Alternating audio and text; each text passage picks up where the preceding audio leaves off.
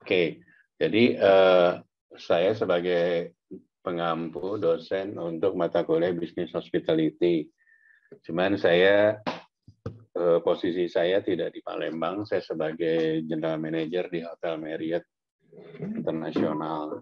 Jadi kelasnya nanti akan selalu online ya. Jadi mata kuliahnya adalah bisnis hospitality. Nanti saya akan cerita dari mulai kita scratch, mulai bikin hotel atau restoran atau bisnis apapun sampai dengan masing-masing departemen.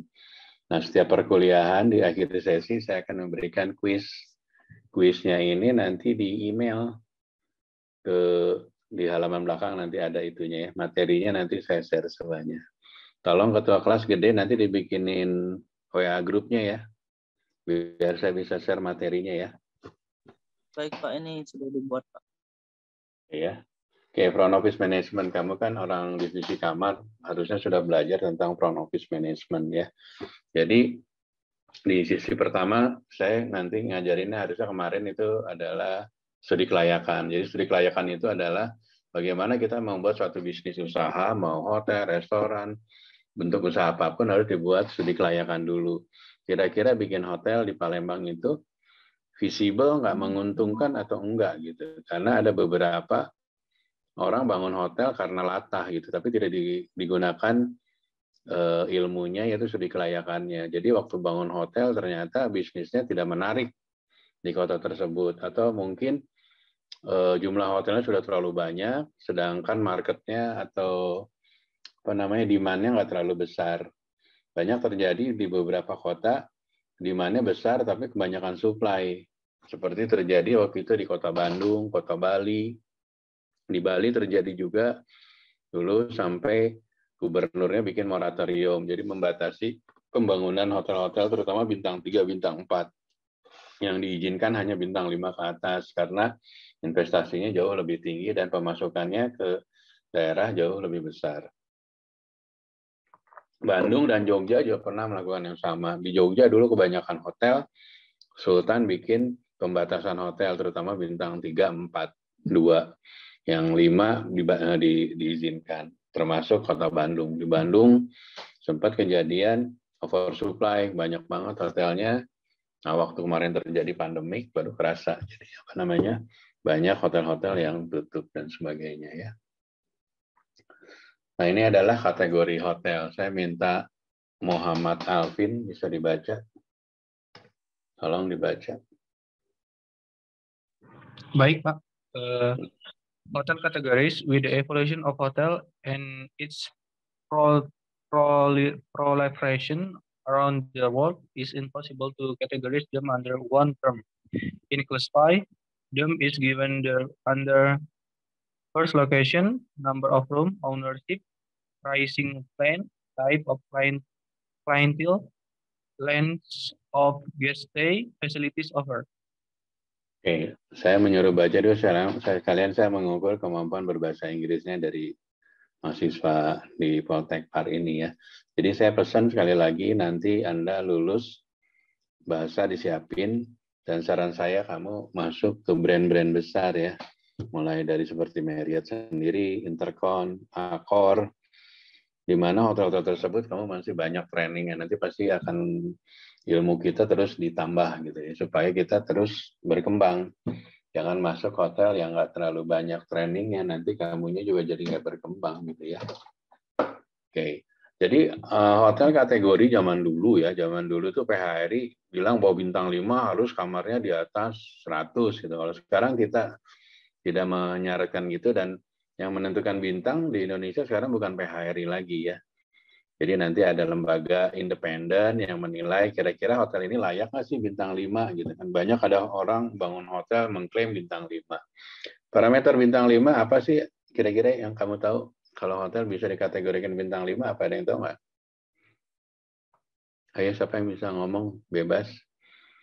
Di kelas saya harus aktif ya. Kalau yang aktif nanti saya akan lihat namanya, itu akan menjadi top of mind bagi saya nanti waktu ngasih nilai. Ayo silakan siapa yang mau share tentang menurut kamu kategori bintang 5 apa sih? Nggak apa-apa salah, namanya belajar. Dari Ada segi fasilitas mungkin Pak. Apa aja fasilitasnya? Mungkin fasilitas di Hotel Bintang 5 itu nggak ada di hotel yang berbintang lain. Contohnya mungkin kamar di Hotel Bintang 3 itu memiliki minimal atau maksimal 3 tipe atau 4 tipe. Sedangkan di Hotel Bintang 5 itu bisa 5 sampai 6 tipe dan juga memiliki luas kamar yang berbeda, Pak. Ya, apalagi fasilitas lain Bintang 5? Mungkin memiliki restoran, Pak. Restoran, bar, terus kolam renang. Terus juga mungkin ada tempat rekreasinya juga, Pak. Sehingga tamu-tamu itu bisa rekreasi. Oke, thank you. Jadi intinya kita nggak ada batasan jumlah kamar ya. Kalau kamu nanti lihat di Jakarta ada Hotel Dharma Wangsa, sekarang jadi JW Marriott Dharma Wangsa, kamar dia cuma 100.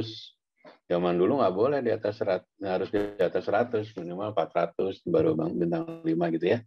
Nah sekarang kamarnya 100 tapi fasilitasnya kamarnya semuanya suite semua, luasannya 200 square meter. Terus dia punya, biasanya kalau bintang 5 itu punya specialty restoran ya, nggak coffee shop doang. Misalnya ada Japanese restorannya, ada Thai restoran, atau what kind of Italian restoran dan sebagainya. Minimal 2 tipe of restoran. Terus nanti lagi dari jumlah besaran kamar dan harga jualnya. Jadi ada beberapa orang mengklaim bintang 5 tapi harganya harga bintang 3. Nah itu juga nggak bisa tuh ya. Banyak ada beberapa. Orang akan nanti menilai dari besaran operasionalnya, harga jualnya, tipe manajemennya, fasilitas. Jadi banyak nanti kategorinya itu banyak yang akan dinilai gitu ya.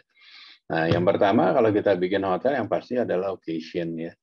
Jadi kayak di Palembang juga lokasi jalan utama ya, atau di kota-kota besar pasti misalnya di Jalan Sudirmannya atau di jalan kelas 1-nya di kota tersebut pasti itu akan menjadi pilihan utama karena untuk bisnis itu jauh lebih gampang. Tapi kalau di Bali orang justru beachfront gitu ya, yang harga lokasinya bagus. Kamu bisa bayangin, kamu bisa compare deh ya, hotel bintang 4 yang ada beachfront-nya, dia bisa langsung ke laut tanpa halangan, dengan hotel yang nggak di dekat laut gitu, nggak dekat pantai, itu harganya pasti beda deh.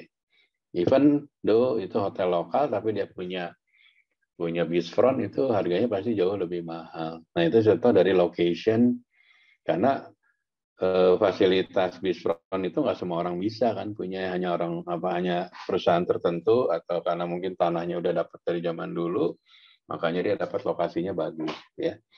Jumlah besaran kamar, nah dulu yang saya sampaikan dulu harus di atas 100, sekarang enggak, tapi dilihat dari kategori kamarnya, mungkin kamarnya suite semua, luasannya lebih besar, amenitiesnya juga produknya high end dan sebagainya. Nah ownership, ada yang tahu nggak ownership apa artinya? Owner artinya apa? Owner artinya apa? Pemilik, Pak, kepemilikan. Oke. Kamu ada yang pernah dengar istilah kondotel nggak?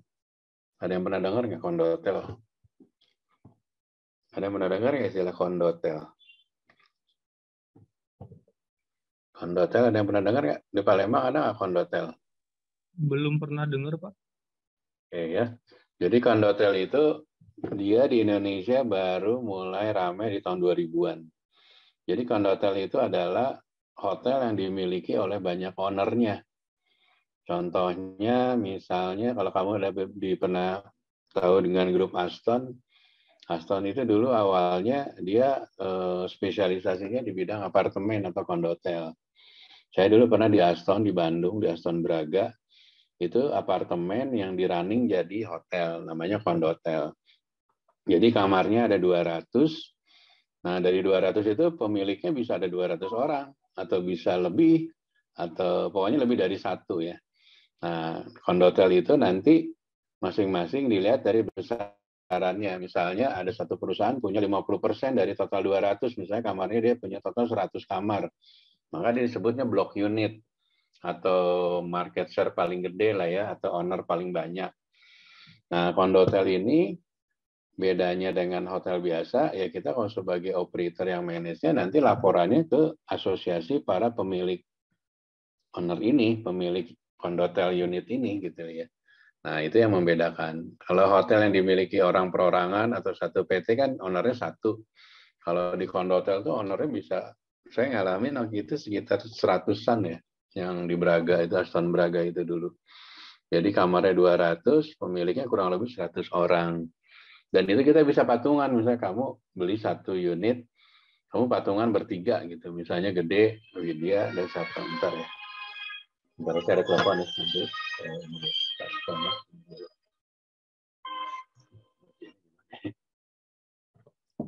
Oke, ya kita lanjut ya. Nah, itu tentang pricing atau rate.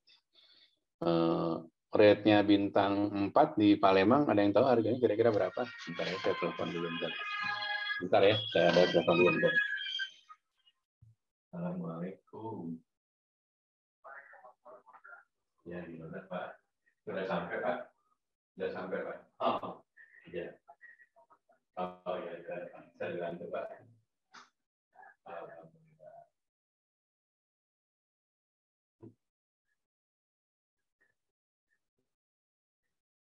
Ya.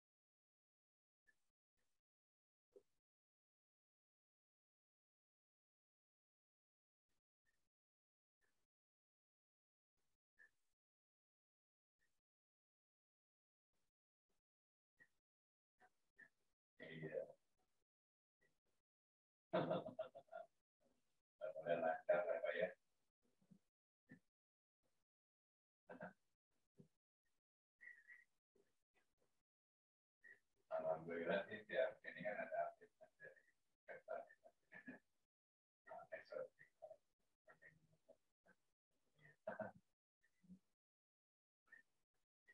LDN.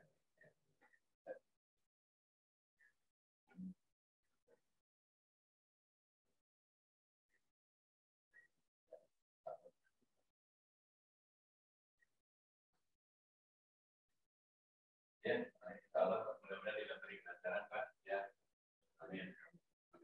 Amin. Amin.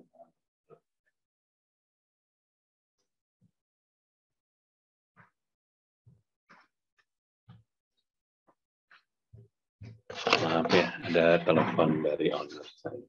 Oke, tadi ke pricing. Yang tahu ada rate di bintang 4 di Palembang, range-nya berapa ya? Ada yang tahu? Yang pernah training di hotel di Palembang, siapa? Mulai dari 500-an sih Pak, kalau bintang 4 di Palembang. Oke. Yang paling mahal di sana siapa? Harganya berapa? Yang paling mahal siapa di Palembang? Market terbesarnya yang paling tinggi harganya siapa? Bintang 4. Ada yang tahu? Kalau bintang 4 di sini Hotel Santika Primer Pak, di bandara, dekat Bandara Sultan. Bandara itu. Ya.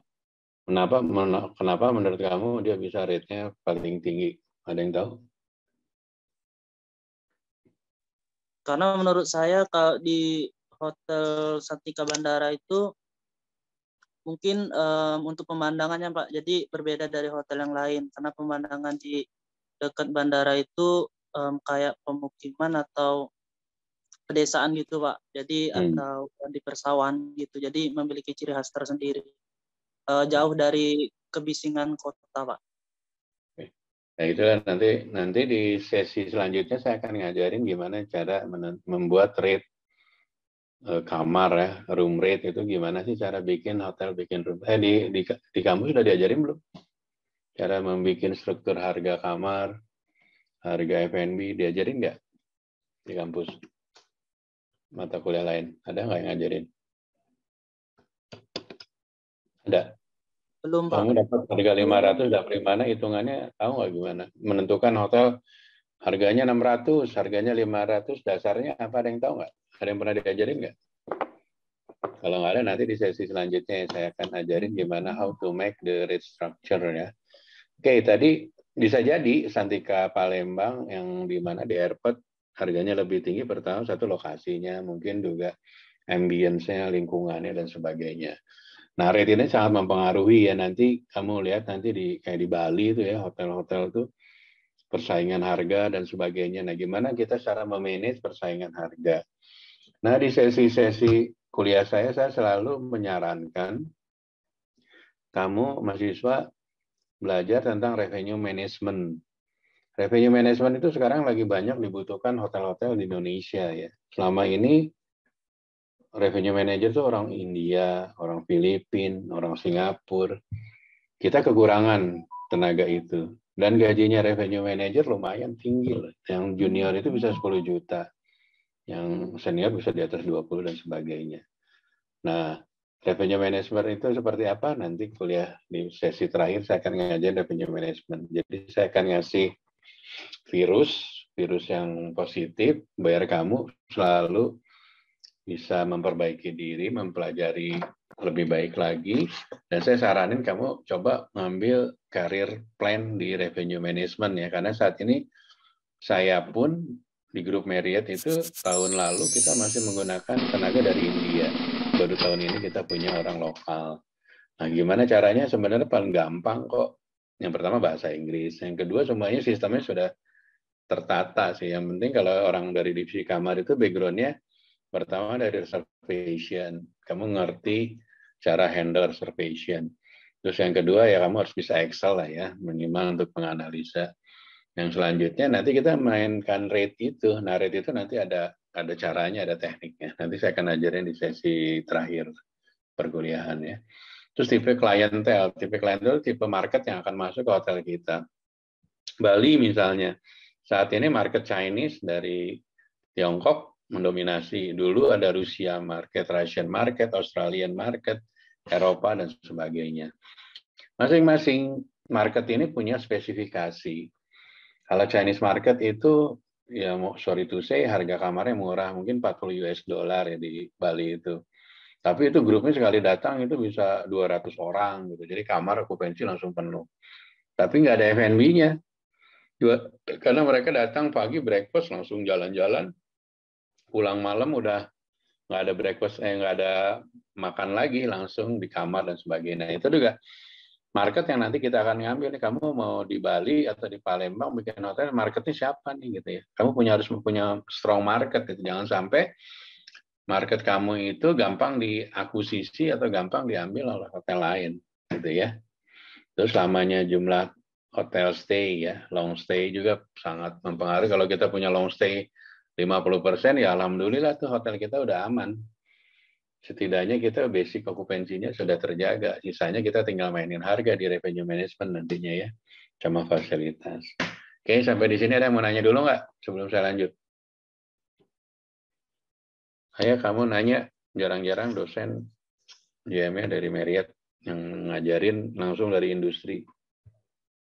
Ada yang mau nanya nggak? Nggak ada, saya lanjut. Nah, ini berbagai jenis hotel dari lokasi ya. Dari zaman dulu ada yang di daerah downtown, suburb, resort, airport, dan sebagainya. Yang resort kayak di Bali. Nah, dulu sekarang Bogor bisa masuk ke resort. Jogja, in between, ada yang city-nya, ada resort-nya, dan sebagainya. Nah, yang di airport juga beberapa hotel okupansinya tinggi ya. Kalau kamu lihat di Bali, itu rame. Palembang nggak tahu, terus Santika tinggi ya okupansinya ya. Kalau Jakarta kayak Ibis itu bisa 90% okupansinya. Dulu Sheraton itu bisa sekitar 75-80% year to date ya okupansinya.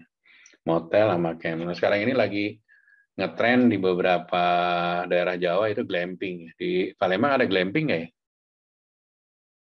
Belum ada, Pak. Nah, itu glamping mungkin kayak daerah apa sih? Apa ya kalau yang pegunungan sana itu apa namanya? Pagar apa? Pagar Daerah alam. yang Pagar Alam tuh bagus tuh. Cuman kan perjalanan Palembang Pagar Alam ini terlalu kejauhan nih, jadi orang kecapean. Tapi kalau kita bikin di sana keren tuh, bisa bikin glamping gitu ya. Nah, teman saya ada spesialis glamping ya, dia kerjasama sama perhutani di daerah Bandung, di Lembang.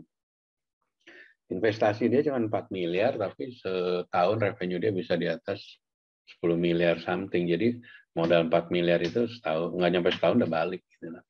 Glamping sekarang lagi happening, apalagi kondisi kemarin habis pandemik ya. Jadi banyak orang nyari stay di alam terbuka yang dingin, yang pemandangannya bagus dan sebagainya. Kamu lihat sekarang di daerah Bogor, di Lembang, Bandung, sampai di daerah Jawa juga banyak itu yang glamping yang di pinggir sungai dan sebagainya. Itu bisnis yang sangat menarik juga yang sekarang beberapa operator main ke situ tuh. Di situ sih cost-nya rendah ya, kalau di hotel ibaratnya kita nggak usah banyak preparation ya, karena memang lebih ke alam ya. Jadinya kita kayak housekeeping nggak usah ngebersihin koridor dan sebagainya, karena memang modelnya glamping ya, apa tenda-tenda atau dan sebagainya. Nah, jumlah kamar yang tadi saya sampaikan, zaman dulu dibatasin, kalau bintang 5 sekarang enggak. Bintang 5 kamar 100 pun, atau cuman villa yang 50 tapi villanya harganya 5 juta, 10 juta bisa jadi villanya kelasnya bintang 5 dan sebagainya ya. Nah, tadi kepemilikan ya. Kalau kondotel pemilikannya banyak. Terus kalau hotel kayak grupnya Jarum, Padma, dia punya sendiri. Ya, Jarum itu perusahaan private limited company.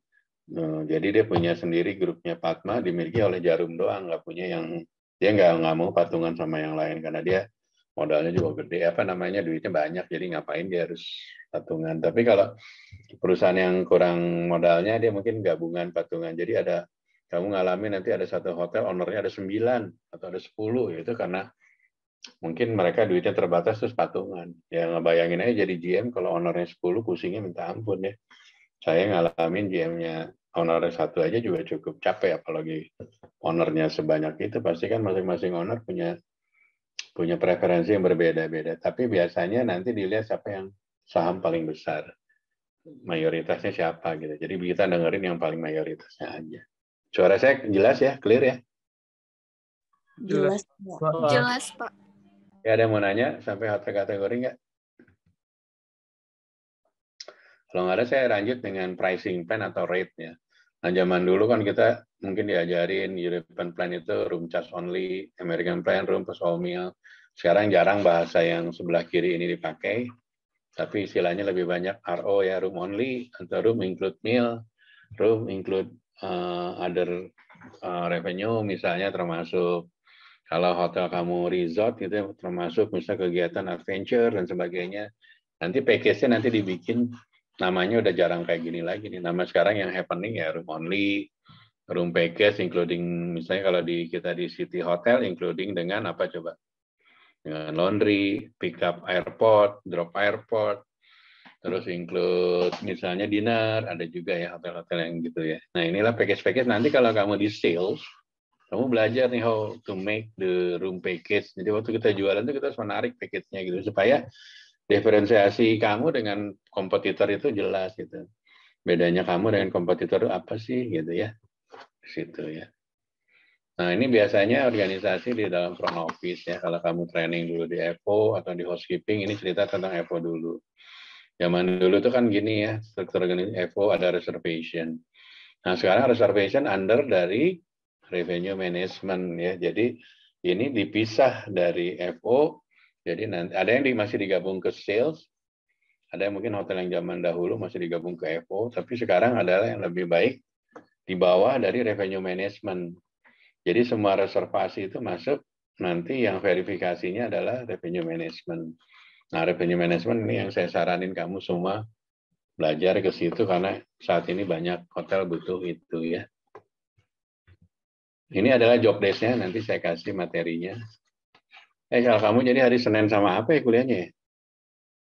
6A. Untuk Hari Senin? kita juga hari Senin saja, Pak. Jam Oh 8. ya, ya wis. Oke. Ini adalah job description-nya. Jadi kalau kamu nanti jadi FOM, apa sih kerjanya kamu? A, B, C, D-nya ada di job desk ya.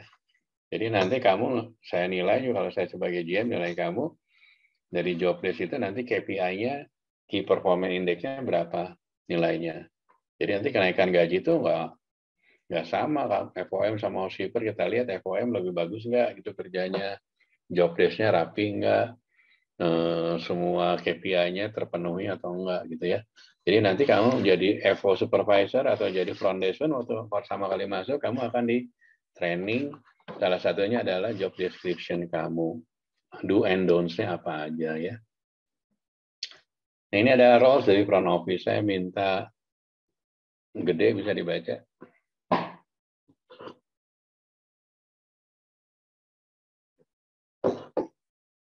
Gede bisa baca role of the front office. Ya Pak, bisa Pak. Role of the front office. The front office, as the name suggests, is the first and last point of contact in a hotel for a guest. Its unique role is to 1. Book hotel rooms through systematic methods of reservation. 2. Sell guest rooms as their revenue contribute to as much as 50% or more to a hotel's profit. In many cases, such as motels and airport hotels, rooms are the source of revenue. 3. Control guest room case. 4. Register guests into the hotel and assign rooms to them. 5. Provide 24x7 information to guests. 6. Have a proactive role in creating the image of the property. 7. Provide communication and coordination between departments. 8. Maintain guest account and settle bills at the end of their stay. 9. Contribute high profit margin as the cost of room sales in relatively low as the only variable costs are the consumable guest supplies and amenities. Oke, jadi tugas di front office salah satunya booking yang FIT ya, yang langsung booking go show di depan. Tapi yang booking lewat reservation itu under revenue management ya. Terus gimana nanti kalau kamu jadi FO bisa mendorong anak-anak bisa upselling ya. Jadi misalnya tadi kamarnya mau stay di Lux Room, kamu coba over, mungkin naik ke eksekutif, naik ke suite, dan sebagainya. Nah, kontrol guest room key mungkin zaman dulu key-nya masih manual, kalau sekarang kan sudah integrated ya kamu. Tapi pastiin juga ya, banyak bahaya juga kalau sistem kunci kamu nggak online dengan PMS kamu. Itu bisa berbahaya, nanti ada fraud ya. Pastikan semuanya online. Jadi waktu kita mau bikin kunci harus connect dengan kamarnya gitu ya. Nggak bisa bikin kunci tidak online, offline gitu. Nanti itu banyak terjadi pelanggaran-pelanggaran ya. Terus memaksimalkan bahwa tamu stay-nya nyaman dan sebagainya. Nah nanti kalau kamu di brand besar itu salah satunya kamu harus bikin engagement ya, atau apa ya namanya, menjaga tamu supaya memberikan kesan yang terbaik. Komunikasinya harus clear, permintaan-permintaannya harus bisa kita penuhi sepanjang itu normal ya. Biasanya kita tuh nanti mulai dari pre-arrival ya. Jadi tamu sebelum datang kita udah kirim email. Bapak, misalnya Pak Zul, selamat sore. Menurut data kami, Bapak akan stay di hotel kami, misalnya Windem Palembang, pada besok tanggal sekian. Nanti di situ udah terjadi komunikasi awal gitu. Jadi kita membonding dengan tamu itu. Jadi waktu tamu sudah datang itu, sebelum datang dan sudah datang akan diberikan kesan yang sangat positif.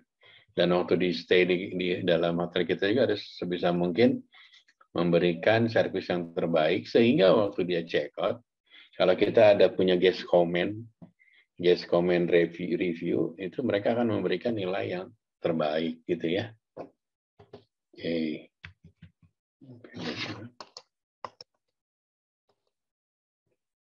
Oke, sekarang selanjutnya saya minta Farhan, bisa dibaca.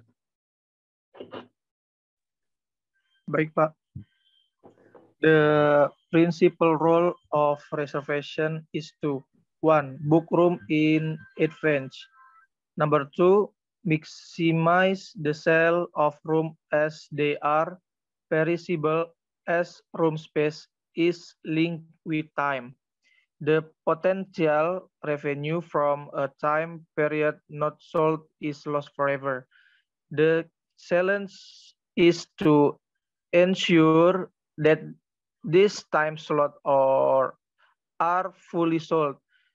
One way to do is by overbooking. Overbooking is a fine art of maximizing room sales. It counters reservations that are canceled at the last minute. This art is developed with experience and historical patterns of the hotel reservation.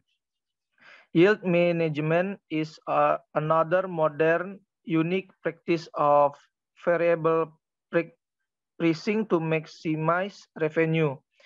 3. Process, document, store, and retrieve reservation information from various sources to ensure a guest get the room at the time of arrival. 4. Upsell rooms to get the extra dollar.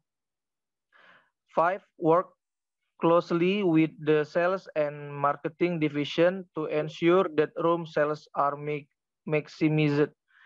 Many reservation database are networked with the sales division to ensure total coordination in room availability and sale. Oke. Jadi kerjanya reservation saatnya pasien memastikan semua booking itu proper.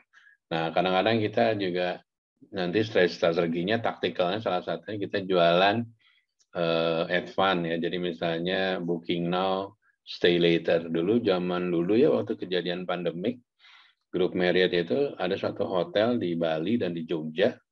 Waktu itu kan tamu lagi susah ya, pandemi banyaknya tutup. Marriott mengeluarkan program namanya Book Now, Stay Later. Itu harganya bintang 5 murah. Misalnya di Bali biasa bintang 5 juta. Karena waktu itu kita lagi sepi, karena pandemi, kita bikin program itu dengan bintang 5 harganya misalnya cuma 2 juta, gitu, yang biasa 5 juta. Jadi Book Now, Stay Later itu bisa satu hotel bisa nyampe dapat duit di muka 1 miliar. Padahal kondisi hotel lagi pandemik, lagi tutup gitu ya. Nah itu ada suatu strategi atau taktikal ya.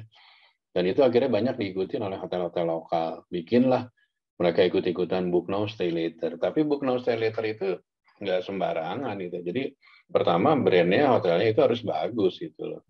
Jadi orang untung kan, oh gue bayar sekarang nih lebih murah. Ini bintang 5, brand ini jarang-jarang jual segini gitu. Tapi banyak yang orang nggak ngerti hotel lokal bikin-bikin gituan. Dalam hati, si tamu gue ngapain harus jauh-jauh. Misalnya mohon maaf ya, ada hotel di Jogja, hotelnya biasa aja gitu kan. Dia jualan gitu.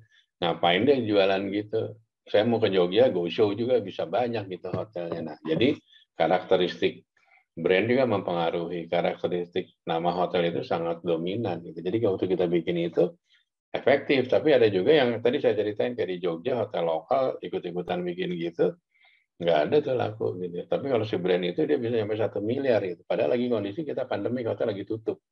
Tapi dia udah dapat duit 1 miliar untuk stay the next after pandemi ya. Nah gimana juga kita nanti sebagai sales, atau sebagai FO, nanti reservation, revenue manager, kita akan bikin namanya upselling room. Jadi kamu nanti ya di revenue management itu akan diajarin gini. Tipenya sama-sama deluxe nih. Tapi yang satu deluxe-nya city view, yang satu deluxe-nya misalnya golf view atau ocean view. Harganya bisa kamu bedain lebih mahal yang mana? Ada yang tahu nggak? Deluxe city view sama deluxe ocean, mahalan mana menurut kamu? Halo. Ocean. Terus nanti yang ocean ada satu yang pakai bathtub, yang satu shower, mahalan mana? Bathtub. Nah, itu nanti kamu tuh di revenue manager diajarin itu namanya attribute ya. Attribute itu jadi kamu dengan kamar yang sama, kamu bisa harganya kamu beda-bedain. Kayak tadi deluxe city view. Terus sebentar ya, saya telepon bentar. Assalamualaikum.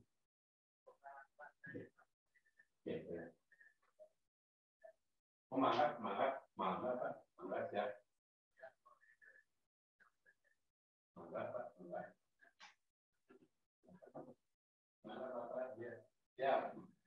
Siap, semangat. Waalaikumsalam.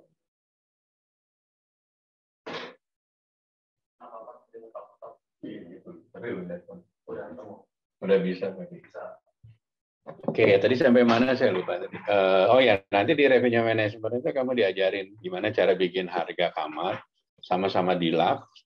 Kamu bisa bikin atribut harganya beda-beda. Tadi kan misalnya kamu jualan deluxe harga 700, yang city view, yang waktu ocean kamu naikin jadi 800 karena view-nya lebih bagus. Tapi cost-nya sama, chemical-nya sama, amenities di kamarnya sama gitu kan. Sebenarnya cost room-nya sama aja. Tapi kita bisa naikin harga jualnya karena apa? Menggunakan atribut gitu di revenue management. Nah, itulah nanti di revenue management gimana caranya kita menjual kamar, bisa harganya beda-beda, semahal mungkin, tapi kita punya nilai lebihnya gitu ya. Misalnya kamarnya include minibar, itu jauh lebih mahal dibanding kamar yang nggak ada minibar dan sebagainya. Itu adalah satu taktikal atau strategi. Oke, sampai di sini ada yang mau nanya nggak? Untuk reservation. Nggak ada, saya lanjut. Nah, ini kerjanya GRO ya, atau front desk. Kamu mungkin yang udah training atau ya training di front office, mungkin ada yang pernah jadi GRO. Di sini ada yang pernah jadi GRO? Training? Saya Pak Di mana? di Intercontinental Bandung. Intercontinental di Pakar ya? Di Dago Pakar ya, di Dago ya, di atas ya. Nah, itu jadi nanti kalau kamu jadi GRO, ya salah satu kamu bisa maintain misalnya VIP, gimana cara handling VIP dari mulai pre-arrival, dia stay, sampai dia check out, kita yang handle ABCD-nya ya. Nah, oke, lanjut. Nah, front office cashier, zaman dulu tuh dipisahin ya, ada front office cashier, ada reception, sekarang udah gabung ya. Jadi anak Evo yang ngerjain cashiering juga, ngerjain reception dan sebagainya. Make sure ya kamu kalau di dalam hotel kamu kerja jadi front desk, kamu akan berhubungan dengan uang. Hati-hati, jangan sampai gara-gara kesalahan kecil nama baik kamu menjadi jelek. Karena di hotel itu kita ada check reference. Jadi saya pernah dulu di salah satu hotel di Palembang di Jalan Raja Wali. Saya waktu itu jadi corporate finance. Saya harus mencat dari front office manager, front office supervisor, duty manager, karena mereka bermain uang gitu loh. Jadi jangan sampai kejadian ya, karena jeleknya di industri itu selama kita bikin kesalahan itu, dosa kita itu akan terbawa terus gitu loh. Jadi kejadian mungkin di hotel lain walaupun ya namanya orang kan bisa salah saat itu, tapi dicek referensi, oh dulu punya masalah dengan fraud, dengan kecurangan gitu. Itu akan menjadi nilai kurang waktu kamu direkrut sama hotel. Jadi hati-hati ya, kamu jangan sampai gara-gara hanya seperak dua perak, tapi nama atau performan kamu jadi nggak bisa kerja di hotel yang lain. Make sure ya. Nah, duty manager, once kamu nanti menjadi FOM, biasanya kamu lewat dari AFOM, atau jadi duty manager dulu, AFOM, baru jadi FOM. Nah, sama aja duty manager atau AFOM, dia mewakili FOM, tapi kalau duty manager malah malam hari dia mewakili GM juga, jadi kalau ada tamu komplain, ada tamu apa-apa, dia yang handle, dia mewakili dari general manager. Bellboy, nah Bellboy kamu mungkin ada yang pernah training, kalau kamu pernah lihat filmnya dulu Julia Roberts itu bellboy-nya di Four Seasons di Amerika tuh saya ingat. Dia bisa pegang kartu kredit itu banyak karena apa? Karena dia menghandle seluruh kepentingan tamu. Tamu mau nonton konser, misalnya pesanin tiket konser. Misalnya Michael Jackson zaman dulu. Dia harus prepare, siapin untuk tamu itu, dia harus punya kartu kredit walaupun nanti dicas ke tamunya.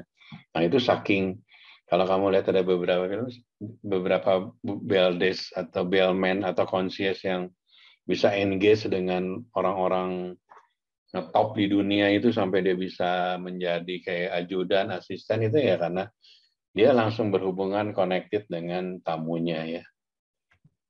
Oke, sampai di sini ada yang mau nanya nggak? 6A, ada yang nanya nggak divisi kamar? Kalau nggak ada, Ini kuisnya ya. Ini pertanyaannya apa sih role of front office agent, apa role guest relation, apa role-nya lobby manager. Nanti di emailnya ke sini ya. Nanti saya kirim ininya materinya. Oke, emailnya ini dikirim 1 minggu ke depan, berarti Senin depan udah masuk ya. Nah ini nilai kuis ini untuk membantu nanti nilai UTS dan UAS kamu. Oke, ada pertanyaan? Ya enggak? Cukup jelas, Pak. Bentar. Kalau nggak ada pertanyaan, saya minta ketua kelas minta difoto dulu. Cuma ya tolong dibuka itunya, apa namanya? Oh, jadi cam-nya, kamera.